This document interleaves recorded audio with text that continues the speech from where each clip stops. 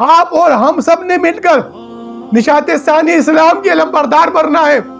حضور نبی کریم صلی اللہ علیہ وسلم کے اس مشن کو، وعدے تغز الہند کو تکمیل تک پہنچانے کے لیے حضرت امام مہدی علیہ السلام کے لشکر کے سپاہی بننا ہے۔ تکفیر ختم کرنی ہے، ٹکراؤ ختم کرنا ہے، ان سیاسی اجارہ سے نکلنا ہے۔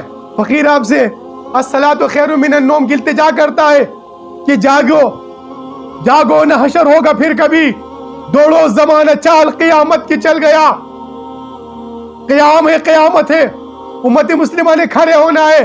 آپ کی آنے والی نسل آپ پر فخر کرے گی، آپ کی آنے والی نسل آپ پہ درود السلام بھیجے گی، آپ کی آنے والی نسل آپ پر آپ کے ان کردار کو جو آپ اسلام کی نشاط ثانیہ کے لیے اس دور برفتن میں، آپ اس فتنوں کے دور میں اسلام کی نشاط ثانیہ کے لیے فتنوں سے نکل کر، فرقوں سے نکل کر، تکفیر سے نکل کر اللہ کی اس حمد و ثنا کو قائم کرنے کے لیے، حضور کے وعدے تغز الہند کو تکمیل تک پہنچانے کے لیے اس فقیر کی اس آواز کو امت کے ہر فرد تک پہنچائے۔ آئیے اس فقیر کی اس آواز کو، الصلاۃ خیر من النوم کو، اس قوم کو جگانے کے لیے اس قوم کو جگائے تاکہ سوتی قوم جاگے کہ علامہ اقبال نے کہا نا، سنا ہے ہم نے کہ قدسیوں سے وہ شیر پھر ہوشیار ہوگا۔ آپ نے ہوشیار ہونا ہے۔ امام مہدی علیہ السلام کے لشکر کے سپاہیوں، اے امت مسلمہ کے جوانوں، اے پاک فوج کے جوانوں، اے پختون نوجوانوں، اے مذہبی حلقوں، اے عسکری حلقوں، اے عوامی حلقوں، آؤ جاگو اور حضور نبی کریم صلی اللہ علیہ وسلم کی ہم کو قائم کرنے کے لیے،